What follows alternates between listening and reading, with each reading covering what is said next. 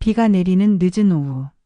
서울 외곽의 낡은 다세대 주택 2층에서 박순희 할머니는 혼자 저녁을 준비하고 있었다.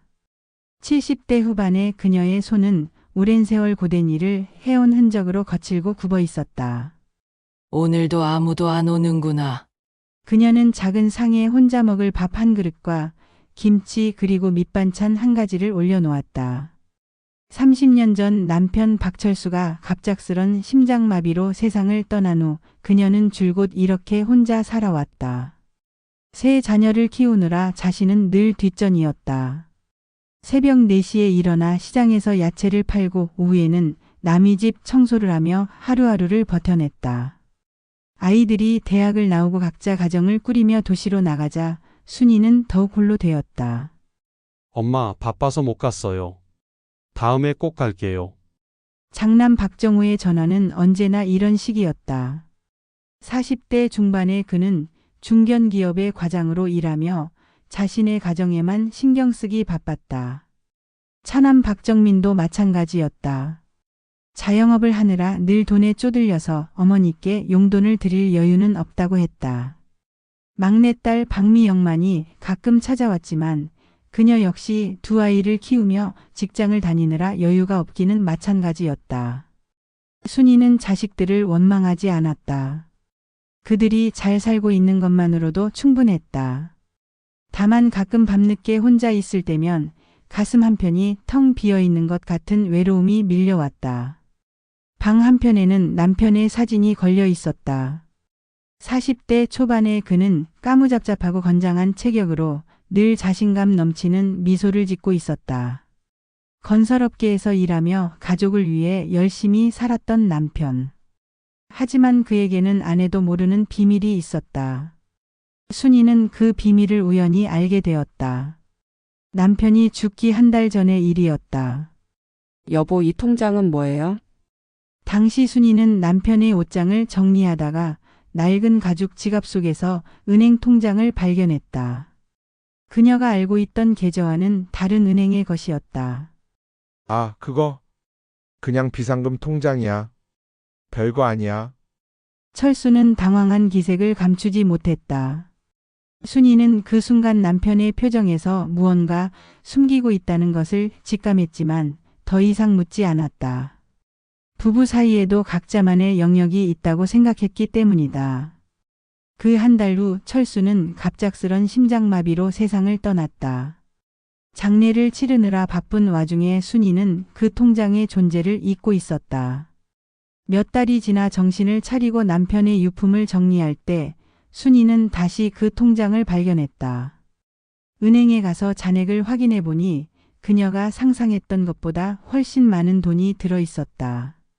8억 원. 순이는 그 숫자를 보고 한동안 말을 잇지 못했다. 남편이 건설 현장에서 받던 월급으로는 절대 모을 수 없는 금액이었다. 도대체 이 돈이 어디서 온 것일까? 집으로 돌아와 남편의 유품을 더 자세히 뒤져보니 서류 봉투 하나가 나왔다. 그 안에는 몇 장의 계약서와 영수증, 그리고 남편의 필체로 쓰인 메모가 있었다. 미안하다, 순이야. 이 돈은 깨끗하지 않다. 하지만 아이들을 위해서는 필요할지도 모른다. 만약 내가 죽으면 그건 네가 판단해라. 순이의 손이 떨렸다. 메모의 뒷면에는 더 자세한 설명이 있었다. 남편은 건설업계에 종사하면서 불법적인 자금 거래에 연루되어 있었다. 공사 입찰 과정에서 리베이트를 받고 부실한 자재를 사용하면서 생긴 차액을 빼돌린 것이었다. 그 결과 한 아파트 공사에서 균열이 발생했고 다행히 인명피해는 없었지만 입주민들이 큰 불편을 겪었다. 철수는 자신의 잘못을 뒤늦게 깨달았지만 이미 받아둔 돈을 돌려주기에는 너무 많은 시간이 흘러버렸다. 그는 그 돈을 별도로 보관하면서 언젠가 적절한 방법으로 보상하리라 마음먹었지만 갑작스런 죽음이 그를 앞질렀다. 순이는 며칠 동안 잠을 이루지 못했다. 남편의 비밀을 알고 나니 그 돈을 만질 수도 없었다. 하지만 동시에 혹시 아이들이 어려움에 처했을 때 도움이 될까 싶어 그대로 두었다. 30년이 흘렀다. 순이는 그 돈의 존재를 누구에게도 말하지 않았다. 검소하게 살면서 자신의 손으로 번 돈만으로 생활했다. 가끔 자식들이 경제적으로 어려워할 때도 있었지만 그 더러운 돈으로 도움을 주고 싶지 않았다. 어느 무더운 여름날 아침, 순이는 평소처럼 시장에서 돌아오는 길에 갑자기 어지러움을 느꼈다. 길 가운데에서 그대로 쓰러진 그녀를 지나가던 이웃이 발견해 119에 신고했다. 뇌출혈입니다. 수술이 필요한 상황이에요. 의사의 진단을 들은 정호는 망연자실했다. 갑작스런 어머니의 입원으로 삼형제는 30년 만에 모두 한자리에 모였다. 수술비가 얼마나 들어요? 3천만 원 정도 예상됩니다. 그리고 회복 기간을 고려하면 좀 더 비용이 나올 것 같습니다. 의사의 말에 형제들의 얼굴이 어두워졌다. 각자 살기에도 빠듯한 상황에서 갑자기 큰 돈이 필요하게 된 것이다. 일단 엄마 집에 가서 보험 증서라도 찾아보자. 정호의 제안에 따라 삼형제는 어머니의 집으로 향했다. 오랜만에 들어선 집은 더욱 낡고 초라해 보였다. 엄마가 이렇게 살고 계셨구나. 미영이 눈물을 훔쳤다. 냉장고는 거의 비어 있었고 옷장에는 낡은 옷들만 걸려 있었다. 정민이 서랍을 뒤지다가 은행 통장 몇 개를 발견했다. 잔고가 거의 없네. 월세랑 생활비면 다 나가겠네. 그때 정호가 옷장 깊숙한 곳에서 낡은 가죽 상자를 발견했다. 이게 뭐지? 상자 안에는 오래된 통장 하나와 봉투, 그리고 몇 장의 서류가 들어 있었다. 정호가 통장을 펼쳐보는 순간 그의 눈이 동그래졌다. 8억 2천만 원? 뭐라고? 정민과 미영이 동시에 소리쳤다. 엄마가 8억이 넘는 돈을 가지고 계셨다고?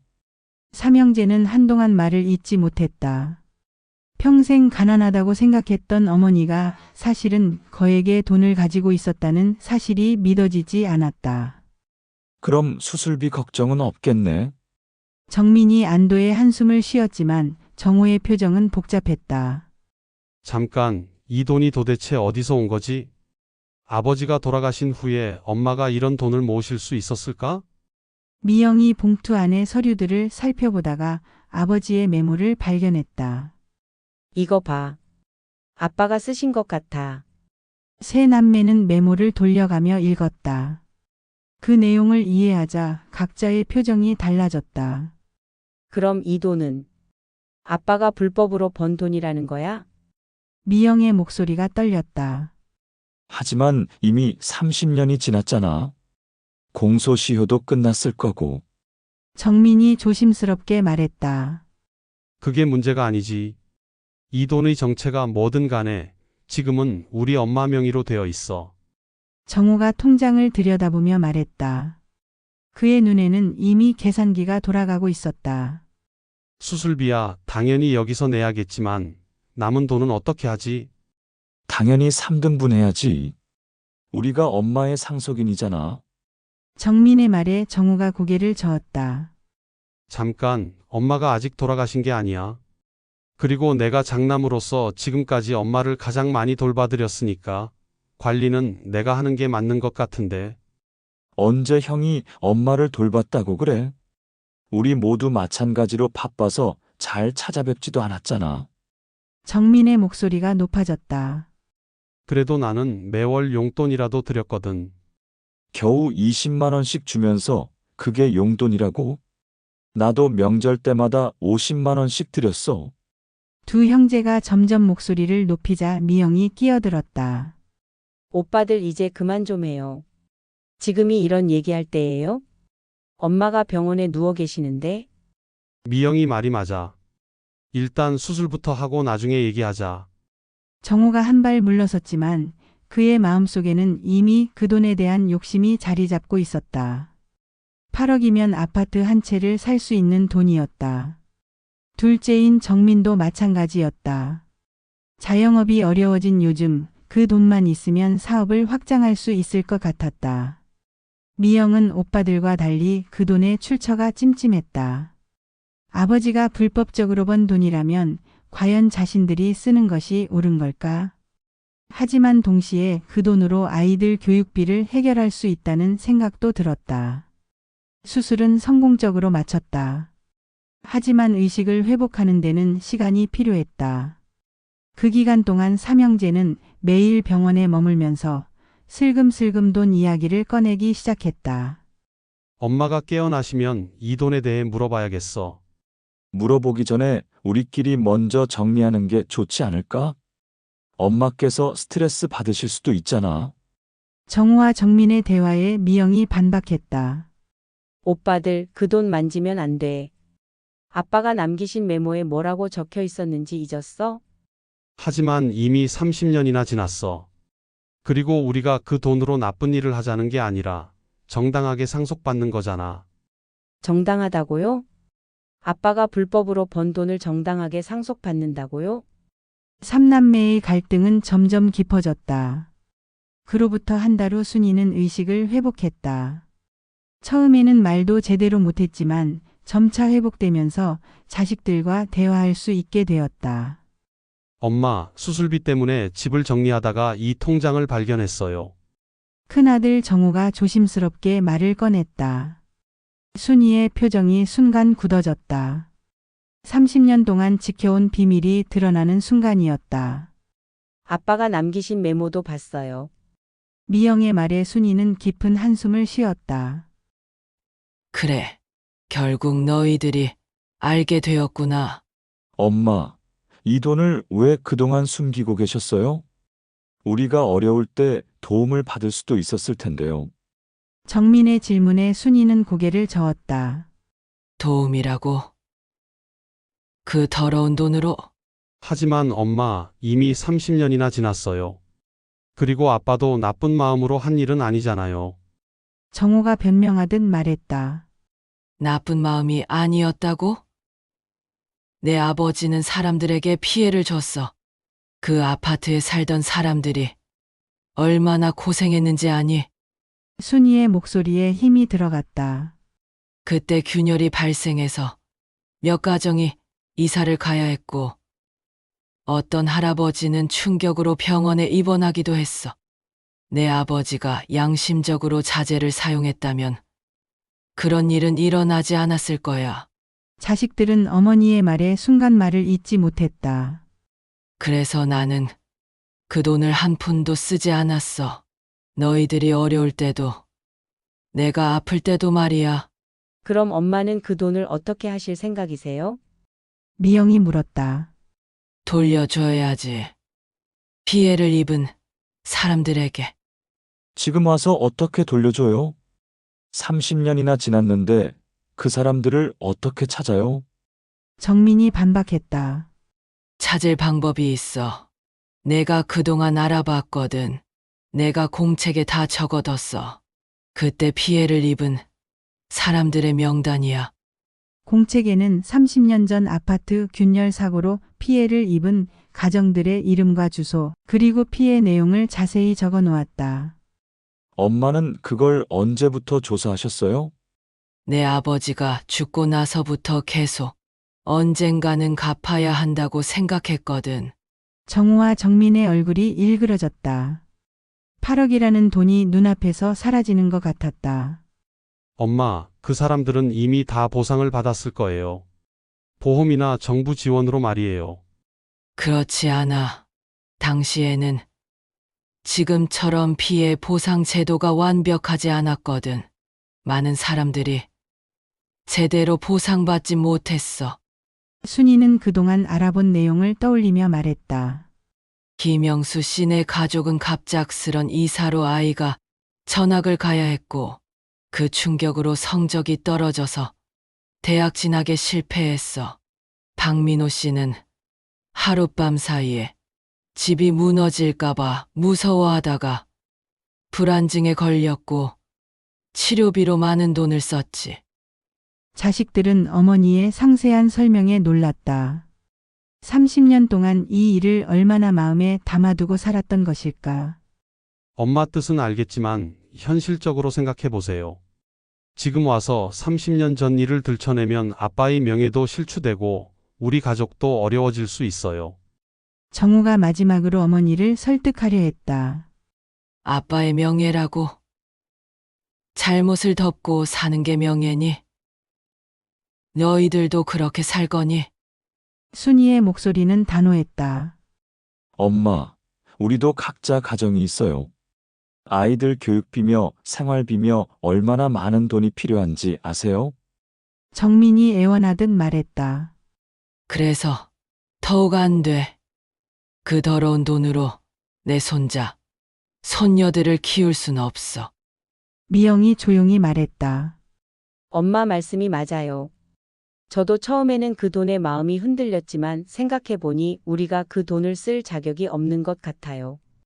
야, 미영이 너까지 그런 소리를 해? 정민이 실망한 듯 말했다. 오빠, 우리가 그 돈을 나눠 가진다고 해서 정말 행복해질까요? 아빠의 잘못을 그대로 덮고 살면서 정우와 정민은 한동안 말을 하지 않았다. 마음속으로는 미영의 말이 옳다는 것을 알고 있었지만 8억이라는 돈을 포기하기가 쉽지 않았다. 며칠 후 순이는 병원에서 퇴원했다. 그리고 그 길로 은행에 가서 계좌를 정리했다. 자식들도 함께 따라갔다. 30년 동안 모인 이자까지 합치면 10억이 넘네요. 은행 직원의 말에 정우와 정민이 다시 한번 아까워하는 표정을 지었다. 이 돈을 모두 현금으로 인출해 주세요. 순이의 말에 직원이 놀랐다. 이렇게 큰 금액을 다요? 혹시 사기를 당하시는 건 아니세요? 아니에요. 제 의지로 하는 겁니다. 며칠 후 순이는 30년 전 피해를 입은 가정들을 하나씩 찾아다니기 시작했다. 자식들도 어쩔 수 없이 따라 나섰다. 첫 번째로 찾아간 곳은 김영수 씨 집이었다. 당시 초등학생이었던 아들은 이제 40대 중반의 중년이 되어 있었다. 어르신 누구시죠? 30년 전에 행복 아파트에 사셨죠? 그때 건물 균열로 피해를 보셨는데 김영수 씨의 얼굴이 굳어졌다. 그때 일을 어떻게 아세요? 순이는 남편의 이야기와 자신이 가져온 돈의 출처를 솔직하게 설명했다. 정말 이런 일이 있을 수가. 김영수 씨는 눈물을 흘렸다. 그때 우리 아들이 갑자기 전학을 가면서 얼마나 힘들어했는지 몰라요. 새 학교에 적응하지 못해서 성적도 떨어지고 결국 대학도 못 갔어요. 죄송합니다. 정말 죄송합니다. 순이는 깊이 고개를 숙였다. 제가 남편을 대신해서 사과드립니다. 그리고 이 돈으로라도 조금이나마 보상을 받으세요. 순이는 봉투에 든 돈을 내밀었다. 저희가 이 돈을 받아도 되는 건가요? 당연히 받으셔야죠. 이건 당신들이 받아야 할 돈이에요. 이런 식으로 순이는 한 달 동안 피해 가정들을 모두 찾아다녔다. 어떤 집은 이사를 가서 찾기 어려웠지만 끈질기게 추적해서 연락처를 알아냈다. 피해를 입은 17가정 중 15가정을 찾을 수 있었다. 나머지 2가정은 해외로 이민을 가서 연락이 닿지 않았다. 그 2가정의 몫은 지역 복지관에 기부했다. 모든 일이 끝난 후 순이는 다시 원래의 작은 집으로 돌아갔다. 이제 그녀에게 남은 것은 월세와 생활비를 겨우 감당할 수 있는 통장 하나뿐이었다. 엄마, 후회 안 하세요? 미영이 물었다. 후회. 왜 후회해? 이제야 마음이 편안해졌어. 순이의 얼굴에는 30년 만에 처음으로 평온한 미소가 떠올랐다. 정우와 정민은 처음에는 어머니의 결정을 이해하지 못했다. 하지만 피해 가정들을 직접 만나고 그들의 이야기를 들으면서 조금씩 마음이 바뀌었다. 특히 김영수 씨의 아들을 만났을 때였다. 어머니 정말 고맙습니다. 저는 그동안 제가 왜 인생이 이렇게 꼬였는지 몰랐는데 이제야 이유를 알 것 같아요. 그는 30년 동안 품고 있던 원망과 분노를 내려놓을 수 있게 되었다고 했다. 사실 저희 어머니도 그때 일로 우울증에 걸리셨어요. 갑작스런 이사와 경제적 어려움 때문에 몇 년 전에 돌아가셨는데 마지막까지 그때 일을 잊지 못하셨어요. 그 말을 들은 정호는 가슴이 먹먹해졌다. 자신들이 받으려 했던 돈이 이렇게 많은 사람들의 고통과 연결되어 있다는 것을 실감했다. 있잖아, 형. 우리가 정말 잘못 생각했던 것 같아. 정민도 고개를 끄덕였다. 엄마가 오르셨어. 우리가 너무 욕심을 부렸나 봐. 하지만 가장 큰 변화는 가족 관계에서 일어났다. 돈을 둘러싼 갈등이 사라지자 삼남매는 다시 예전처럼 가까워졌다. 무엇보다 어머니를 향한 죄송함과 고마움이 커졌다. 엄마, 죄송해요. 그동안 너무 자주 찾아뵙지 못해서. 괜찮아. 너희들도 각자 바쁜 삶이 있잖아. 이제는 달라질 거예요. 일주일에 한 번씩은 꼭 찾아뵐게요. 미영의 약속에 정호와 정민도 동참했다. 우리가 돌아가며 엄마를 모시자.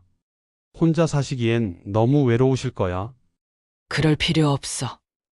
나는 이 집이 좋아. 다만 너희들이 가끔 얼굴만 보여주면 돼. 순이는 거절했지만 자식들의 마음을 알 수 있어 기뻤다. 몇 달 후 뜻밖의 일이 일어났다. 보상금을 받은 피해자 가정들이 순이를 찾아온 것이다. 어머니, 저희가 뭔가 보답을 해야 할 것 같아서요. 김형수 씨를 비롯한 몇몇 가정이 모금을 해서 순이에게 생활비를 전달하려고 했다. 안 돼요. 이건 원래 당신들 것이었어요. 제가 받을 이유가 없어요. 그래도 어머니가 30년 동안 이 일을 마음에 담고 계셨잖아요. 그리고 직접 찾아와서 사과까지 해주셨고요. 제 남편이 저지른 잘못인데 당연한 거죠. 결국 순이는 그들의 정성을 받지 않았다. 대신 그들과는 가까운 이웃처럼 지내게 되었다. 김영수 씨의 아들은 가끔 순이의 집을 방문해서 안부를 물었고 다른 피해자 가정들도 명절 때면 안부 인사를 전했다. 1년이 지난 어느 봄날 순이는 작은 화분에 꽃을 심고 있었다. 예전보다 몸은 많이 약해졌지만 마음은 한결 가벼워졌다. 엄마, 우리 왔어요. 정호와 정민, 미영이 손자 손녀들과 함께 찾아왔다. 이제는 매주 일요일마다 이렇게 모여서 함께 시간을 보내는 것이 일상이 되었다. 할머니, 저희가 용돈 모아서 이거 샀어요. 손녀 지은이가 작은 상자를 내밀었다. 안에는 예쁜 목걸이가 들어 있었다. 어머나. 너희들이 돈이 어디 있다고 이런 걸 샀어. 할머니가 좋아하시면 돼요. 손녀 영은이도 자신이 직접 그린 그림을 선물했다. 할머니와 가족들이 함께 있는 그림이었다. 와. 우리 영은이가 그림을 이렇게 잘 그렸구나. 순이의 얼굴에 환한 미소가 떠올랐다. 저녁을 함께 먹으며 정호가 말했다. 엄마, 그때 엄마가 그 돈을 정말 잘 처리하신 것 같아요. 왜 또 갑자기 그때 일을? 요즘 뉴스를 보면 가족끼리 돈 때문에 싸우는 일이 너무 많잖아요. 우리도 자칫하면 그럴 뻔했는데. 정민도 고개를 끄덕였다. 맞아요. 만약 우리가 그 돈을 나눠 가졌다면 지금처럼 마음 편하게 지낼 수 있었을까요? 아마 서로 의심하고 시기하면서 살았을 거야. 미영의 말에 모두 공감했다. 그리고 무엇보다 그 돈을 쓸 때마다 아버지 생각이 나서 괴로웠을 거예요. 순이는 자식들의 말을 들으며 뿌듯했다. 너희들이 이제야 깨달았구나. 진짜 소중한 게 뭔지를. 할머니 돈보다 소중한 게 뭐예요? 손녀 지은이가 천진하게 물었다. 가족이지. 서로 사랑하고 믿을 수 있는 사람들. 그게 제일 소중한 거야. 저도 커서 할머니처럼 착한 사람이 될 거예요. 우리 지은이 착하네. 그날 밤 가족들이 모두 돌아간 후 순이는 남편의 사진을 바라보며 조용히 말했다. 여보, 이제 마음 놓아도 돼요. 우리가 저지른 잘못을 아이들이 떠안고 살지 않아도 되거든요. 사진 속의 철수는 여전히 미소 짓고 있었다. 하지만 이제 그 미소가 평안해 보였다.